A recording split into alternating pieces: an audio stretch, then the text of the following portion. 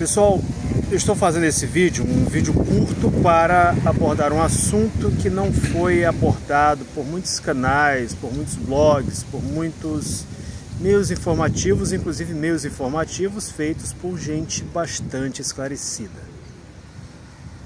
Nós sabemos que neste fim de semana nós tivemos duas perdas de duas grandes figuras midiáticas, podemos dizer. Aqui no Brasil nós tivemos a perda do Silvio Santos, que sempre foi um exemplo de comunicador, sempre foi uma referência na comunicação. Eu já ouvi, claro, muitas críticas à figura do Silvio Santos, pessoas que dizem, porque ele era um velho fascista, porque era puxa-saco de governo. Olha, aqui temos que ser justos. O Silvio Santos sempre puxou o saco de todo e qualquer governo que estivesse no poder. Fossem ditadores, fossem presidentes de esquerda, de direita. Então, nesse sentido, nós não temos aqui grandes queixas a fazer. Se alguém dissesse assim, não, o Silvio Santos só puxava o saco de presidentes de direita. Só que esse não foi o caso, porque eu lembro muito bem que quando o Lula foi eleito, então ele procurou se aproximar do PT, procurou mostrar que o PT e que o Lula não eram tão ruins assim. A mesma coisa com o governo Dilma, claro que depois as coisas mudaram, depois ele puxou o saco também do Bolsonaro, depois a mesma coisa com o sucessor do Bolsonaro. Mas essa não é a questão. O fato é que ele foi realmente uma referência em comunicação social, então não vejo por que problematizar tanto a figura do Silvio Santos como fazem alguns. Mesmo porque eu já conheci diferentes pessoas que trabalharam no SBT e pode ser dito sim que ele inovou em muita coisa, adotou, digamos, políticas corporativas muito diferentes e inclusivas, inclusive, perdoe-me a repetição de termos, mas adotou sim, inclusive, políticas inclusivas em uma época em que outros canais de TV não faziam isso. Mas, do outro lado do Oceano Atlântico, também houve uma perda. Eu não vou dizer que foi uma grande perda, porque se trata de um personagem extremamente reacionário.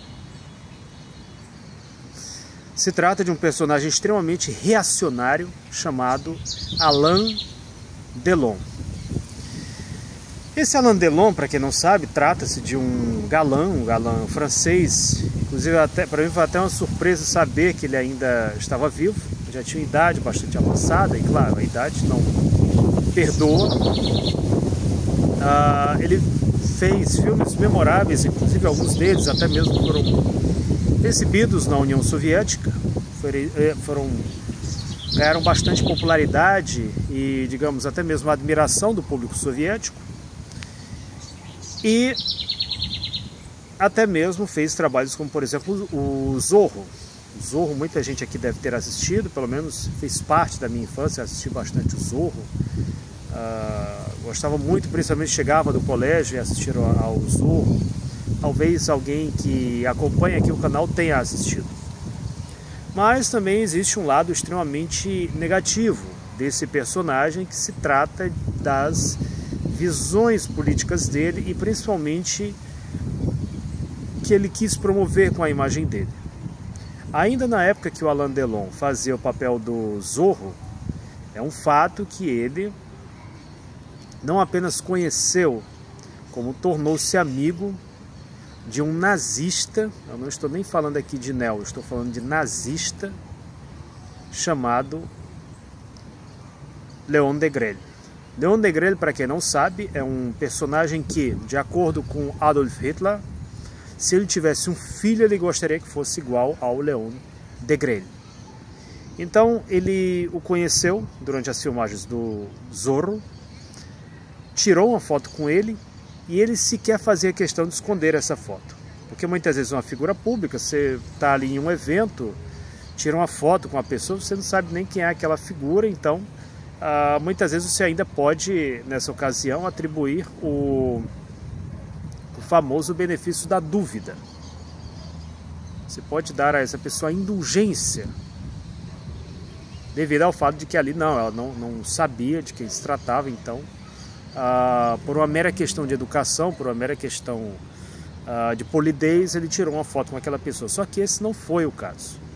Ele não apenas tirou uma foto, mas ainda se tornou amigo do Leon Degrelle e nunca escondeu sequer essa foto. Nunca escondeu, nunca fez sequer questão disso. Isso é preocupante. É preocupante, e principalmente quando se trata de uma figura envolvida com crimes de guerra, envolvida com a SS da Bélgica. Você não pode esperar nada de bom com uma pessoa dessas, uma pessoa que está vinculada a ideias racistas e supremacistas, e você se aproximar desse tipo de pessoa. É interessante a gente entender que há pessoas que às vezes têm uma determinada simpatia pelo nazismo ali, porque vê às vezes um aspecto militarista, sem necessariamente incorporar no seu dia a dia, na sua forma de ser, de agir, os elementos daquela ideologia. Mas aqui a gente não está falando só de um garoto revoltado, de um punk que ficou encantado com um símbolo ali, com alguma coisa. Nós estamos falando de um criminoso da SS, e nós estamos falando de um ator que, por sua vez, abraçou essas ideias. Aí você talvez vai dizer assim para mim, não, mas ele não promovia esse tipo de ideologia. Como assim não promovia esse tipo de ideologia? O senhor Alain Delon foi condecorado pelo governo da Ucrânia devido ao seu apoio ao regime de Kiev após o golpe da Euromaidan. Inclusive por isso ele até recebeu uma ordem, uma medalha do governo ucraniano. Então, se isso não é promoção desse tipo de ideias, isso é o quê? Fica a pergunta que eu deixo para vocês. No meu humilde entender, se trata de um bastardo inglório, de um indivíduo com uma vanglória, e que, ao contrário do brasileiro, que deixou alegria, que fez muita gente sorrir, se trata de um profissional que morreu sem glória, sujando o seu próprio nome com ideologias nefastas.